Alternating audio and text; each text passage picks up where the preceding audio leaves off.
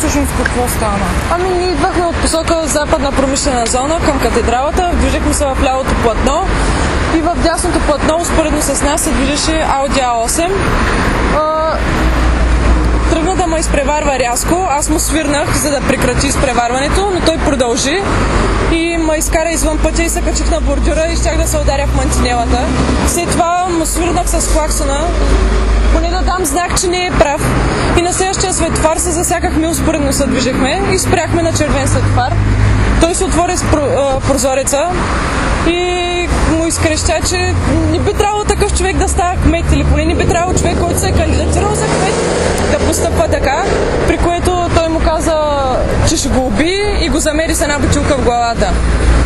След това вече продължихме направо и се разминахме и не отидахме. Както си кара, той успя да... Да, преди светофара на червено спряхме, отвориха се двата прозореца, момчето до мен извика, че човек като него не би трябвало да се е кандидатирал за кмет и той извика нещо от сорта на ще те убия и го замери с бутилка.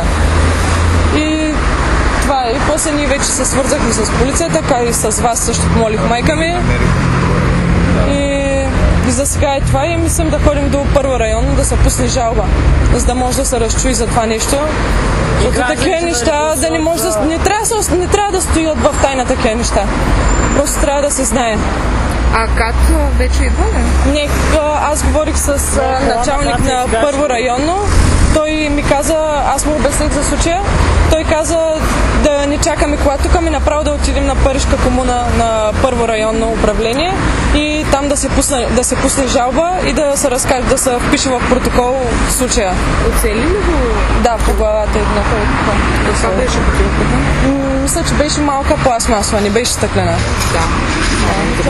А вие как се казвате? Мария Ненкова. На колко сте години? На 19.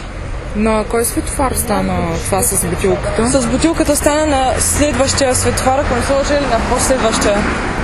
А вие сте се движили насам? Самата сучка, когато заради него излязах от пътя. Да, идваме отгоре към катедралата все едно.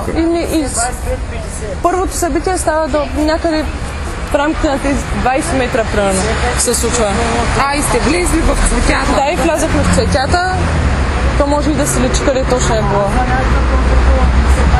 И да, и щях да се ударя в мантинелата и се наложи да спра движението, за да може въпросният господин Марешки да премине свободно пред мен на пътя и да не ми удари колата. Вие как го разпознахте? Ами, виждала съм го. Плюс това той не крие възможностите си и колите си и те са в общи линии на достояние на цяла Варна. И се знаят. Това и лицето му ми е познато, виждала съм го, познавам сина му, сме учили в едно училище преди това.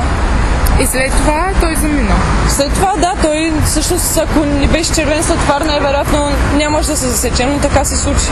И се очакваш на светофара да получим извинение или да каже, че просто не е могъл да намерим глупаво оправдание дори да е. Просто да се оправдае, а не да замерва с бутилки хората.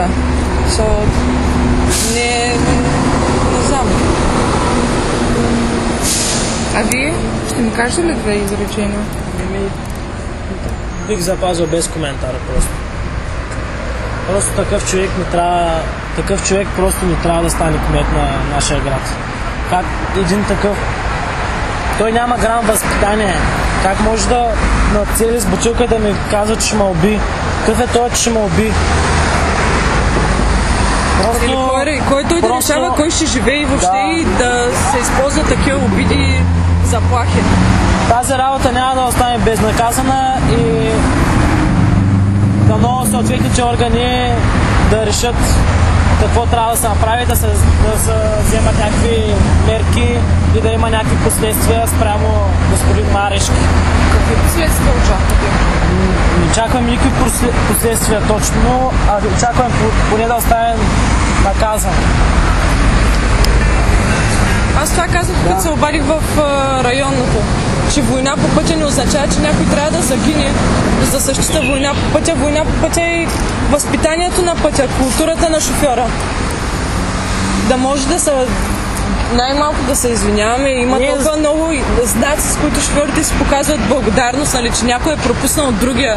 Как може да ме заплаши, че ще му убие? Просто не мога да разбера как как едно такова лице, дето се има, че е много високо положение, с много големи връзки, как може да ме заплашва, че ще ме убие?